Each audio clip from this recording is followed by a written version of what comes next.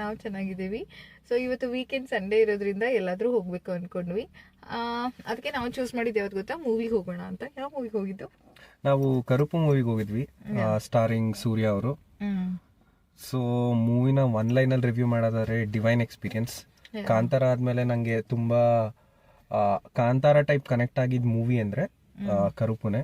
ಆಮೇಲೆ ಆ ಕ್ಯಾರೆಕ್ಟರ್ ಸೂರ್ಯ ಅವ್ರು ತುಂಬಾ ಚೆನ್ನಾಗಿ ನಿಭಾಯಿಸಿದ್ದಾರೆ, ಹೇಳಿ ಮಾಡಿಸ್ದಂಗಿದ್ದಾರೆ. ಸೊ ಮೂವಿ ಹೇಗೆ ಸ್ಟಾರ್ಟ್ ಆಗುತ್ತೆ ಅಂದ್ರೆ, ಈಗ ಬೇಬಿ ಕಣ್ಣನ್ ಅಂತ ಒಂದು ಕ್ಯಾರೆಕ್ಟರ್ ಇರುತ್ತೆ. ಸೊ ಅವರು ಲಾಯರ್ ಕ್ಯಾರೆಕ್ಟರ್. ಸೊ ಇದೇನಿರ್ತಾರೆ, ಇವ್ರು ತುಂಬಾ ಕರಪ್ಟ್ ಲಾಯರ್ ಇರ್ತಾರೆ. ಸೊ ಅವ್ರಿಗೆ ಬರೋ ಕೇಸ್ನ ಅವ್ರು ಹೇಗ್ ಬೇಕಾದ್ರೂ ಮಾಡಿ ಅವರು ಗೆಲ್ಬೇಕು ಅನ್ನೋ ಒಂದೇ ತಲೆಯಲ್ಲಿ ಇಟ್ಕೊಂಡು ಅವ್ರು ಕೆಲಸ ಮಾಡ್ತಿರ್ತಾರೆ. ಆಮೇಲೆ ಜನರಿಂದ ಎಷ್ಟು ಆಗುತ್ತೆ ಅಷ್ಟು ದುಡ್ಡನ್ನ ಎಳ್ಕೊಬೇಕು ಅಂತ ಟ್ರೈ ಮಾಡ್ತಿರ್ತಾರೆ. ಸೊ ಈ ಮಧ್ಯದಲ್ಲಿ ಅವರಿಬ್ರು ಅಪ್ಪ ಮಗಳು ಬರ್ತಾರಲ್ಲ, ಅವ್ರ ಬಗ್ಗೆ ನಿಂಗೇನ್ ಅನಿಸ್ತು? ನಂಗೆ ಅದು ತುಂಬಾ ಹಾರ್ಟ್ ಟಚಿಂಗ್ ಅನಿಸ್ತು ಮಾರೆ. ತುಂಬಾ ಎಮೋಷನಲ್ ಕೂಡ ನಾನು ಆದೆ ಆಕ್ಚುಲಿ. ಏನಕ್ಕಂದ್ರೆ ಪ್ರೆಸೆಂಟ್ ಮಿಡ್ಲ್ ಕ್ಲಾಸ್ ಜನ ಅಂದ್ರೆ ಪೂರ್ ಪೀಪಲ್ ಏನ್ ಫೇಸ್ ಮಾಡ್ತಿದ್ದಾರೆ ಕೋರ್ಟ್ ಅಲ್ಲಿ ಅನ್ನೋದನ್ನ ತುಂಬಾ ಚೆನ್ನಾಗಿ ತೋರಿಸಿದ್ದಾರೆ.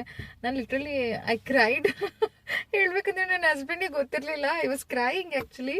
ಯಾಕಂದ್ರೆ ಅಷ್ಟು ಯುನೋ ಅದು ಫಾದರ್ ಡಾಟರ್ ಕನೆಕ್ಷನ್ ಇರ್ಬೋದು. ಆಮೇಲೆ ಅವ್ರ ಮಗಳನ್ನ ಉಳಿಸ್ಕೊಳಕ್ ಏನೇನ್ ಮಾಡ್ತಾರೆ ಅನ್ನೋದೆಲ್ಲ ತುಂಬಾ ಚೆನ್ನಾಗಿ ತಗೊಂಡಿದ್ದಾರೆ. ಅಂಡ್ ಅದನ್ನ ಈ ಲಾಯರ್ಸ್ ಅಂದ್ರೆ ಆ ಮೂವಿಲಿ ಹೇಗೆ ಮಿಸ್ಯೂಸ್ ಮಾಡ್ಕೊಂಡ್ರು ಅನ್ನೋದನ್ನ ತುಂಬಾ ಚೆನ್ನಾಗಿ ತೋರಿಸಿದ್ದಾರೆ. ತುಂಬಾ ಒಂಥರ ಹಾರ್ಟ್ ಟಚಿಂಗ್ ಅನಿಸ್ತು ನನಗೆ. ಹೌದು, ಅಪ್ಪ ಮಗಳು ಕ್ಯಾರೆಕ್ಟರ್ ಏನಿದೆ ಅಲ್ಲ, ಅದು ತುಂಬಾ ಎಮೋಷನ್ಸ್ ನ ಡ್ರೈವ್ ಮಾಡುತ್ತೆ ಮೂವಿಯಲ್ಲಿ. ಅವರಿಂದ ಮೂವಿ ತುಂಬಾ ಚೆನ್ನಾಗಿತ್ತು ಅಂತ ನಂಗನಿಸ್ತು. ಅವರು ಗುಡ್ ಸ್ಟಾರ್ಟ್ ಕೂಡ. ಆಮೇಲೆ ತುಂಬಾ ಚೆನ್ನಾಗಿ ಕನ್ವೆ ಮಾಡಿದ್ರು ಮಿಡಲ್ ಕ್ಲಾಸ್ ಅಂತಲ್ಲ, ಹೆಂಗೆ ಜನರು ಕೋರ್ಟ್ ಅಲ್ಲಿ ಮೋಸ ಹೋಗೋ ಸಾಧ್ಯತೆಗಳಿದೆ ಅನ್ನೋದನ್ನ ತುಂಬಾ ಚೆನ್ನಾಗಿ ತೋರಿಸಿದ್ದಾರೆ.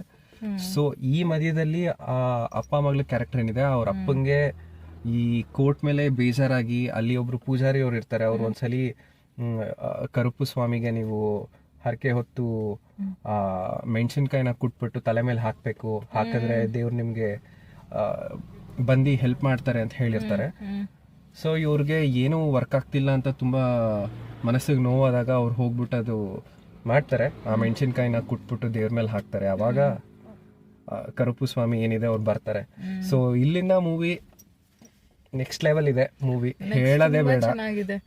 ಆಮೇಲೆ ಅಂಡ್ ಇದು ನಂಗೆ ಸೆಕೆಂಡ್ ಪಾರ್ಟ್ ಸ್ಟಾರ್ಟ್ ಆಗೋದೆ ಇದರಿಂದ ಅಲ್ವಾ. ಒಂದು ವಿಲನ್ ಅಂದ್ರೆ ಲಾಯರ್ ವಿಲನ್ ಆಗಿರೋರು ಅವರು ಕ್ವೆಶ್ಚನ್ ಮಾಡ್ತಾರೆ ದೇವ್ರಿಗೆ, ನೀನು ಈ ಹಾಗ್ ಮಾಡೋ ಹೀಗ್ ಮಾಡೋ ಅಂತ ಹೇಳೋಕಿಂತ ರಿಯಾಲಿಟಿಲಿ ಬಂದು ಫೇಸ್ ಮಾಡಿ ನೋಡು, ನಿಂಗೆ ಗೊತ್ತಾಗುತ್ತೆ ಅಂತ. ನಂಗೆ ಅದು ತುಂಬಾ ಇಷ್ಟ ಆಯ್ತು. ಸೊ ಅಲ್ಲಿಂದ ಆಕ್ಚುಲ್ ಸ್ಟೋರಿ ಸ್ಟಾರ್ಟ್ ಆಗುತ್ತೆ ಅಲ್ವಾ, ಸೆಕೆಂಡ್ ಪಾರ್ಟ್. ಹೌದು, ಅಲ್ಲಿಂದ ಸ್ಟೋರಿ ಸ್ಟಾರ್ಟ್ ಆಗುತ್ತೆ. ಸೊ ಮೂವಿ ಏನಂದ್ರೆ, ಇಲ್ಲಿಂದ ನೀವು ಕರುಪು ಸ್ವಾಮಿ ಏನಿದಾರೆ ಅವ್ರು ಹೇಗೆ ಈ ಕೋರ್ಟ್ ಸಿಸ್ಟಮ್ ನ ಚೇಂಜ್ ಮಾಡಕ್ ಟ್ರೈ ಮಾಡ್ತಾರೆ, ಅಥವಾ ಹೇಗೆ ಅವ್ರನ್ನ ಬೇಧಿಸಕ್ ಟ್ರೈ ಮಾಡ್ತಾರೆ ಅನ್ನೋದು. ಈ ಎಕ್ಸ್ಪೀರಿಯನ್ಸ್ ನ ನೀವು ಹೋಗಿ ನೋಡ್ಬೇಕು. ಇನ್ನೇನು ಸ್ಪಾಯ್ಲರ್ ಕೊಡಕ್ ಇಷ್ಟ ಇಲ್ಲ. ಆಮೇಲೆ ನೀವು ಮೂವಿಗೆ ಹೋಗ್ತಿದ್ರೆ ಸ್ಟಾರ್ಟಿಂಗು ಮಿಸ್ ಮಾಡ್ಕೊಬೇಡಿ, ತುಂಬಾ ಚೆನ್ನಾಗಿದೆ. ಸ್ಟಾರ್ಟಿಂಗ್ ಕೂಡ ಏನೋ ಒಂದಿದೆ, ಡಿಫ್ರೆಂಟ್ ಆಗಿ ಸೂರ್ಯ ಅವ್ರು ಬರ್ತಾರೆ, ಅದು ಹೌದು, ಅದನ್ನು ಮಿಸ್ ಮಾಡಬೇಡಿ. ಆಮೇಲೆ ಕ್ಲೈಮ್ಯಾಕ್ಸ್ ತುಂಬಾ ಚೆನ್ನಾಗಿದೆ, ಇಂಟರ್ವಲ್ ಬ್ಲಾಕ್ ಕೂಡ ತುಂಬಾ ಚೆನ್ನಾಗಿದೆ. ಸೊ ಇಡೀ ಫ್ಯಾಮಿಲಿ ಕುತ್ಕೊಂಡು ನೋಡ್ಬೋದು, ಅಷ್ಟು ಚೆನ್ನಾಗಿದೆ. ಸೊ ಕಾಂತಾರ ಕನೆಕ್ಟ್ ಆಗಿದ್ರೆ ಇದಕ್ಕೂ ಈಸಿಯಾಗಿ ಕನೆಕ್ಟ್ ಆಗ್ತೀರಾ ಅಂತ ನಂಗೆ ಅನ್ಸುತ್ತೆ. ಅಂಡ್ ಇನ್ನೊಂದು ಕೂಡ ಸೂರ್ಯ ಅವ್ರ ಬಗ್ಗೆ ಹೇಳಲೇಬೇಕು ಅಲ್ವಾ. ಅವ್ರದ್ದು ಲಿಟ್ರಲಿ ಅವ್ರ ಸ್ಕ್ರೀನ್ ಮೇಲೆ ಅವ್ರ ಹಾರ್ಡ್ ವರ್ಕ್ ಹೆಂಗ್ ಕಾಣಿಸ್ತಿತ್ತು ಅಂದ್ರೆ ನಮ್ಗೆ ಅದು ಸ್ಪೆಷಲಿ ಸೂರ್ಯ ಅವರು ಒಂದು ಮೂವಿ ಅಥವಾ ಯಾವುದೇ ಒಂದು ಪ್ರಾಜೆಕ್ಟ್ ತಗೊಂಡ್ರೆ ಎಷ್ಟು ಡೆಡಿಕೇಟೆಡ್ ಆಗಿರ್ತಾರೆ ಅನ್ನೋದನ್ನ ನಾವು ಕ್ಲಿಯರ್ಲಿ ನೋಡ್ಬೋದು. ಅಷ್ಟು ಚೆನ್ನಾಗಿ ಅವ್ರ ಸ್ಕ್ರೀನ್ ಮೇಲೆ ನಮ್ಗೆ ಕಾಣಿಸ್ತಾ ಇದ್ರು. ಹೌದು, ಸೂರ್ಯ ಅವ್ರ ಡೆಡಿಕೇಶನ್ ಮತ್ತೆ ಅವರ ಕ್ಯಾರೆಕ್ಟರ್ಗೆ ಫಿಟ್ ಆಗಕ್ ಮಾಡಿರೋ ಎಫರ್ಟ್ಸ್ ತುಂಬಾ ಚೆನ್ನಾಗಿ ಕಾಣುತ್ತೆ, ತುಂಬಾ ಚೆನ್ನಾಗಿದೆ. ಸೊ ಹೋಗಿ ನೋಡಿ, ಎಂಜಾಯ್ ಮಾಡಿ, ತುಂಬಾ ಚೆನ್ನಾಗಿದೆ. ಮಸ್ಟ್ ವಾಚ್ ಮೂವಿ ಅಂತ ನಾವು ಹೇಳಕ್ ಇಷ್ಟಪಡ್ತೀವಿ. ಅಂಡ್ ಹಾಗೆ ಇನ್ನೊಂದು ನಾನು ಮರ್ತಿದ್ದೆ, ಏನ್ ಗೊತ್ತಾ, ಆ ಮೂವಿಲಿ ಸೂರ್ಯ ಅವರು ಒಂದು ಡೈಲಾಗ್ ತಗೊಂಡಿದ್ದಾರೆ. ಅದು ಕನ್ನಡ ಮೂವಿ ಒಂದು ಫೇಮಸ್ ಆಕ್ಟರ್ ಡೈಲಾಗು. ನನ್ಗೆ ಅದು ಕೇಳಿದಾಗ ಎಷ್ಟು ಖುಷಿ ಆಯ್ತು ಅಂದ್ರೆ, ಆಸ್ ಅ ಕನ್ನಡಿಗ ಆಗಿ ಒಂಥರ ಪ್ರೌಡ್ ಮೂಮೆಂಟ್ ಫೀಲ್ ಆಯ್ತು. ಇನ್ನೊಂದು ಇಂಡಸ್ಟ್ರಿಯಲ್ಲಿ ನಮ್ಮ ಇಂಡಸ್ಟ್ರಿ ಡೈಲಾಗ್ ಯೂಸ್ ಮಾಡಿರೋದು. ಸೊ ಅದು ಯಾವ ಡೈಲಾಗ್ ಅಂತ ನಿಮಗೆ ಗೊತ್ತಿದ್ರೆ ಕಮೆಂಟ್ ಮಾಡಿ ಹೇಳಿ. ಇನ್ ಕೇಸ್ ನೋಡಿರ್ಲಿಲ್ಲ ಆದ್ರೆ ಹೋಗ್ಬಿಟ್ಟು ನೋಡಿ, ನಿಮ್ಗೂ ಪ್ರೌಡ್ ಫೀಲ್ ಆಗುತ್ತೆ. ಅದೇನೆ ಆ ಮೂವಿ ಅವ್ರದ್ದು ನಾವು ಕಾಯ್ದು ಸಖತ್ತು ಬೇಜಾರಾಗ್ಬಿಟ್ಟಿದೆ. ಬೇಗ ಬರ್ಲಿ, ಏನೋ ಒಂದು ಒಳ್ಳೇದು ತುಂಬಾ ಡಿಫ್ರೆಂಟ್ ಆಗಿ ಟ್ರೈ ಮಾಡ್ತಿದ್ದಾರೆ, ಮಾಡ್ಲಿ. ಬಟ್ ಬೇಗ ರಿಲೀಸ್ ಮಾಡಲಿ ಅಂತ ಎಕ್ಸ್ಪೆಕ್ಟ್ ಮಾಡ್ತೀವಿ. ಸೊ ಹಾಗೆ ಇದು ನಮ್ಮ ಫಸ್ಟ್ ವ್ಲಾಗು. ಸೊ ಅದನ್ನ ನಾವು ಕರಪು ಮೂವಿಯಿಂದ ಸ್ಟಾರ್ಟ್ ಮಾಡಿದೀವಿ. ತುಂಬಾ ಒಳ್ಳೆ ಸ್ಟಾರ್ಟ್, ದೇವರ ಆಶೀರ್ವಾದದಿಂದ ಸ್ಟಾರ್ಟ್ ಮಾಡಿದೀವಿ ಅಂತ ಅನ್ಕೊಳ್ತೀನಿ. ಸೊ ನಮ್ಮ ಚಾನೆಲ್ ಹೆಸರು ಏನಂತ ಇಡ್ಬೇಕಂತ ಅನ್ಕೊಂಡಿದೀವಿ ಹೇಳು? ಇಟ್ರೇಟಿವ್ ಲೈಫ್ ಅಂತ. ಇಟ್ರೇಟಿವ್ ಲೈಫ್ ಅಂತ ಯಾಕೆ ಚೂಸ್ ಮಾಡಿದ್ವಿ ಅನ್ನೋದು ಕೂಡ ಇವರೇ ಎಕ್ಸ್ಪ್ಲೇನ್ ಮಾಡಬೇಕು, ಬಿಕಾಸ್ ಇವರೇ ಅದನ್ನ ಚೂಸ್ ಮಾಡಿರೋದು. ಸೊ ಇಟ್ರೇಟಿವ್ ಲೈಫ್ ಅಂದ್ರೆ ಸಿಂಪಲ್ ಆಗಿ ಏನಂದ್ರೆ ಆಕ್ಚುಲಿ ಈ ವರ್ಡ್ ಬಂದು ನನ್ನ ಪರ್ಸನಲ್ ಮತ್ತೆ ಇಬ್ರು ಪ್ರೊಫೆಷನಲ್ ಲೈಫ್ಗೂ ಕನೆಕ್ಟೆಡ್ ಆಗಿರೋದು. ಸೊ ಇಟ್ರೇಟಿವ್ ಅಂದ್ರೆ ಏನಿಲ್ಲ, ಈಗ ಲೈಫಲ್ಲಿ ಏನಾದ್ರು ಮಾಡಕ್ ಟ್ರೈ ಮಾಡ್ತಿರ್ತೀರಾ ಫಾರ್ ಎಕ್ಸಾಂಪಲ್. ಸೊ ಅದು ಚೆನ್ನಾಗಾಗ್ಲಿಲ್ಲ ಅಂದ್ರೆ ಮತ್ತೆ ಇನ್ನೊಂಥರ ಟ್ರೈ ಮಾಡ್ತೀರಾ, ಅಥವಾ ಅದನ್ನ ಇನ್ನೂ ಚೆನ್ನಾಗಿ ಮಾಡ್ಬೋದು ಅಂತ ಟ್ರೈ ಮಾಡ್ತೀರಾ. ಸೊ ಈ ಪ್ರಾಸೆಸ್ ಏನಿದೆ ಅದು ಲೈಫ್ ಲಾಂಗ್ ಕಂಟಿನ್ಯೂ ಆಗ್ತಾ ಹೋಗ್ತಾ ಇರುತ್ತೆ, ಬೆಟರ್ ಆಗೋಣ ಅಂತ.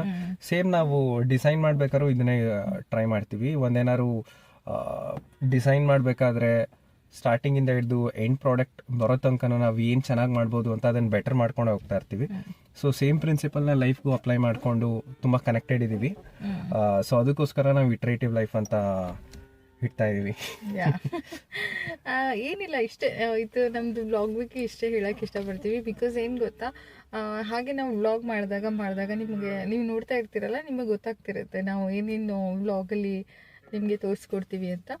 ಹಾಗೆ ನಮ್ಮದು ವ್ಲಾಗು ಮೇನ್ಲಿ ಅಂದರೆ ಸ್ಪೆಸಿಫಿಕಲಿ ಮೂವಿ ರಿವ್ಯೂಗಂತಲ್ಲ, ಎಲ್ಲ ಥರನೂ ನಾವು ವಿಡಿಯೋಸ್ ಮಾಡಿ ಹಾಕ್ತಾ ಇರ್ತೀವಿ. ಲೈಕ್ ಫುಡ್ ರಿವ್ಯೂ ಇರ್ಬೋದು, ಅಥವಾ ನಾವು ಯಾವುದಾದ್ರೂ ಕೆಫೆಗೆ ಹೋದರೆ ಮೈಸೂರಲ್ಲಿ ಅದು ರಿವ್ಯೂಸ್ ಇರ್ಬೋದು, ರೆಸ್ಟೋರೆಂಟ್ ರಿವ್ಯೂ ಇರ್ಬೋದು, ಆಮೇಲೆ ನಾನೇನಾದರೂ ಕುಕ್ ಮಾಡಿದರೆ ಅಥವಾ ಫಿನಾನ್ಸ್ ಬಗ್ಗೆ ಎಲ್ಲನೂ ಇರುತ್ತೆ. ಸೊ ನಮ್ಮ ವ್ಲಾಗ್ನ ನೋಡ್ತಾ ಇರಿ, ಹೀಗೆ ಸಪೋರ್ಟ್ ಮಾಡಿ. ಹೋಪ್ ನಮ್ಮದು ಫಸ್ಟ್ ವ್ಲಾಗ್ ನಿಮ್ಗೆ ಇಷ್ಟ ಆಯಿತು ಅಂತ. ಮತ್ತೆ ನೆಕ್ಸ್ಟ್ ವ್ಲಾಗಲ್ಲಿ ಸಿಗ್ತೀವಿ ಏನಾದರೂ ಹೊಸ ಟಾಪಿಕ್ ಇಟ್ಕೊಂಡು. Till then take care.